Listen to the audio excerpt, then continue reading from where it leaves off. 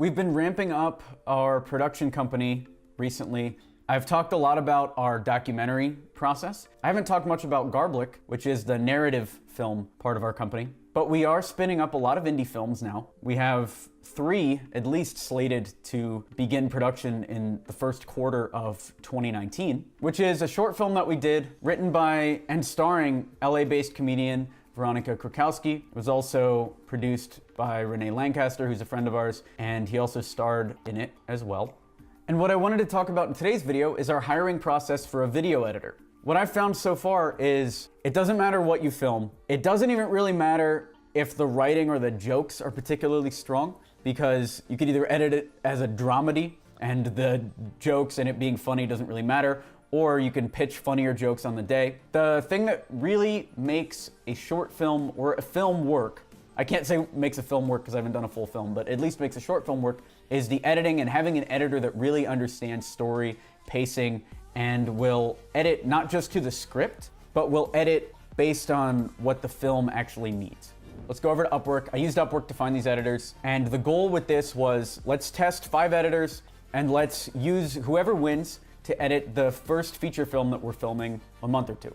So 8 days ago, I put this up on Upwork, editor for short film comedy, and I said, looking for a video editor for a comedic short film under 10 minutes, going for a style like this or this. And then I linked these 2 indie comedies. I was going for a style like this where it's very indie versus a YouTube video style because this is the style the movie is gonna be in.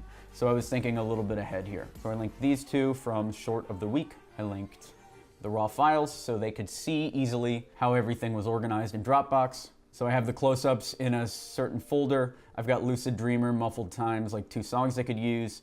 The script of the short film here, it's 9 pages long. And the shot log of the short film, which we'll put a link down below to the shot log if you want to use this for your films, because I think this makes the editor's life so much easier. What the shot log does is list out every file name and describe what the shot is, what the description is, and then leave a comment so the editors know to skip or use certain shots. And this sped up the entire editing process. So for instance, we skipped this one, no good, no good, this one's usable, no good, no good, and then a little description of what's going on.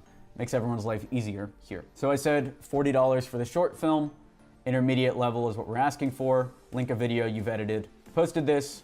We got a lot of proposals in. Well, not a lot. We got 10 proposals in. Some were very high, like Paolo here, who wanted $375 for the video. Some were lower than the budget, like Mehedi, who said 30, or another guy said 23 here. And some were lower, like Ruzgar or Mustafa, who are around $25.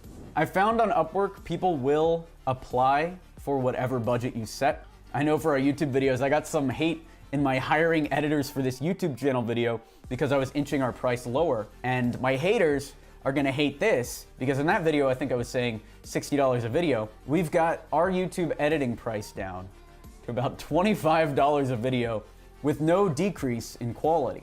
Of these 10, I hired 5. Of the 5, 4 accepted the job. One guy said it's more work than he thought, and so he dropped out. So we've got Lucy, we've got Olga, Mark, and Joshua, one at 25, the rest at 40. They all completed their edits. I had originally said, let's get it done by Friday. Olga is the only one who got hers done early. I wouldn't have hired Olga if not for something interesting she did, which is in her application, she edited part of the video. Like the first 1 minute, she took her team, because I think she's an agency, she took her team and had them edit the first minute of the video, and I had to hire her just because of that. Now I was gonna do this whole process where I ranked each editor by quality of video, the cost, how fast it took them to deliver, the number of revisions it took them, and come up with a rating system. What I found doing this experiment is there's a huge difference between good editors and bad editors.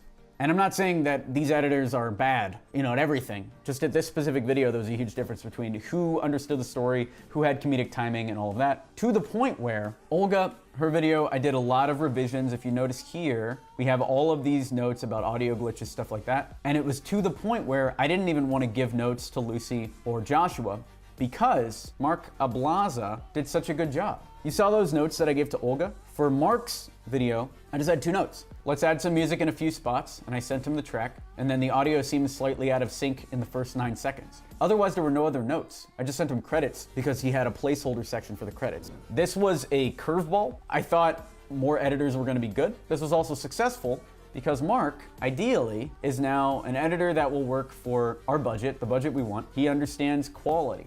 And he understands comedy and timing enough and story. I would feel confident giving him one of our films to edit. And of course, we're not gonna have him edit for $40. It's probably gonna be like $1,000. Whatever it ends up being. I'll probably make a video about that once that happens. I just know that he's hungry enough. That's our process. I'll show you the whole short film, kind of like one of those VH1 making of the video deals, or was that MTV? So you can see for yourself. Here is the work of Mark Ablaza, produced by Renee Lancaster, Alex Berman, and Veronica Kwiatkowski, and directed by this guy. This guy in the Beast hoodie, wohello.com. Directed by Alex Berman. Let's go, the world premiere of what I learned doing stand-up comedy. Roll the tape!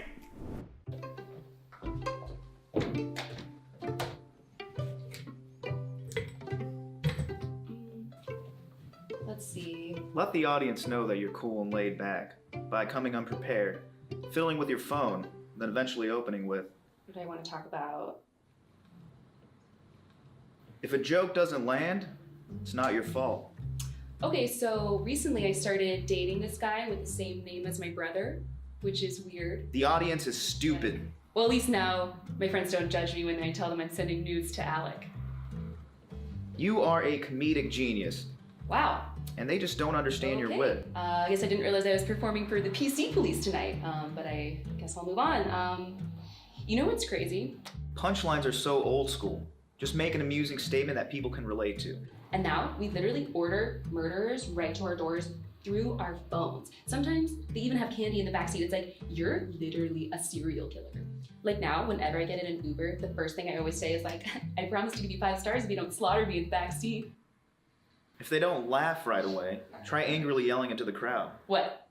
Was that too dark for you guys, really? I'll have you know, the last crowd I did this for loved this joke, so. Anyway, you know what else is crazy? Have you guys ever been to CVS? That huge red light that just came on in the back, that usually means it's time for you to get off. But not you. You're the next Chappelle.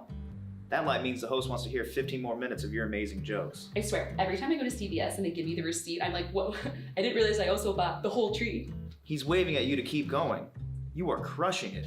If you like roll up CVS receipts, you can use it as toilet paper for a whole week.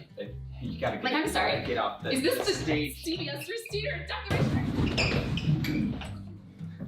Give it up for Veronica. Hey guys. Have you been repeating the exact same joke for 6 months and never getting more than the occasional laugh? From San Diego. Just keep doing it. Growing up, I looked like a Bolivian boy, Don't edit your writing or your delivery. and now I don't. You're perfect. See, that one guy loved you. Dad is Eventually, you'll land a Netflix special. You'll see. You'll all see. When in doubt, He's pretty funny. He's like a weird accent. do a funny accent. Nice. Extra points if that accent is from one of your parents. That's my dad. Ooh, he has a mustache. Yeah, very nice. Yeah. Nice! Right, and next up we have Veronica Kwiatkowski. Jokes are for hacks. This isn't the 60s. In this day and age, don't bother writing anything. Show up wearing a diaper. And do something wacky like spin around on a baseball bat for 3 minutes. Yeah, I was That male comic who beelines towards you after a set to offer advice, flipping around Walgreens. listen to him. He is amazing. That one's great. I would really. And even though you didn't ask, or know who he is, or have never really seen him, is he even a comic? His opinion about your comedy is very important. He's the key to your success. And then we can totally. Thank you, sir.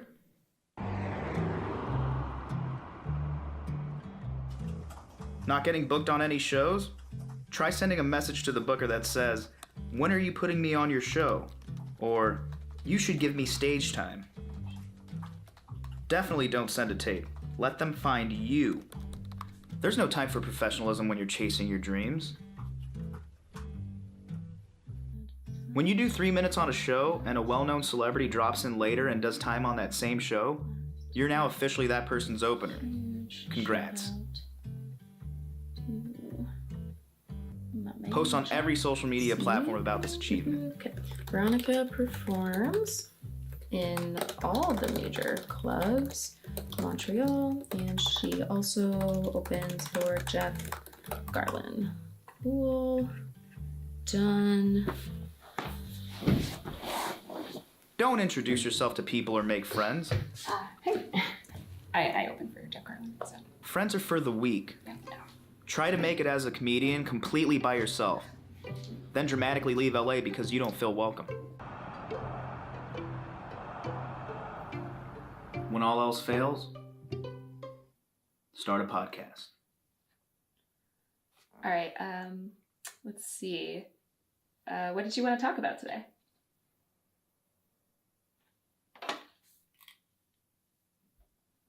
I'm really interested in hearing about opening for Jeff Garlin. Let me tell you about that. I was at Flappers and was doing a show there, and then he was also in the building there at the same time. Different room, but the same building. And I opened and crushed, obviously. And then I would send you the tape, but as you've educated me, it's not necessary. Anyways, and then he was also performing later that night, and it was amazing. We passed each other in the hallway on the way to the kitchen. He looked at me, and yeah, it was, that's kind of really where it all began for me. Incredible. I know.